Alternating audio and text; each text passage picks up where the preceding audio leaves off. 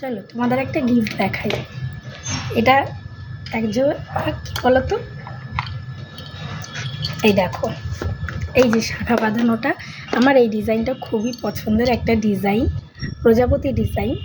আর এটা হচ্ছে তোমাদের দাদাভাই আমাকে বিবাহবার্ষিকী গিফট করেছে।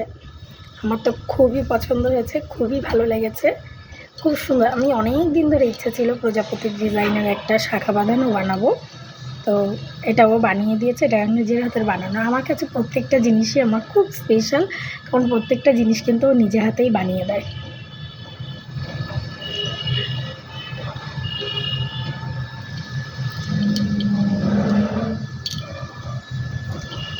তো শাখাটা এখন আমি পরবো, কারণ এখন যাচ্ছি একটা অনুষ্ঠান বাড়িতে, একটা অন্নপ্রাশনের নিমন্ত্রণ আছে। আমারই মাসির মেয়ের ছেলে, মানে আমার সম্পর্কে দিদির ছেলের অন্নপ্রাশন, তো সেখানে যাব।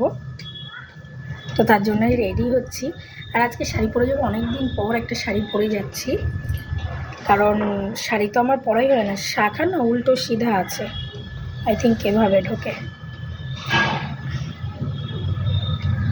আমার বেশ পছন্দের। অনেক দিন পর শাড়ি পরে যাচ্ছি, তো যেটা বলছিলাম, কারণ এখন তো যাওয়াই হয় না। দেখো সুন্দর লাগছে না? তো চলো ওখানে যাই আগে, তারপরে তোমাদের সাথে আবার দেখা হবে। অনেক অনেক আনন্দ করবো। জানি না কতটা টাইম থাকতে পারবো, কারণ তোমাদের দাদাভাইয়ের আবার দোকান আছে, ও আবার ফিরে আবার দোকানে যাবে।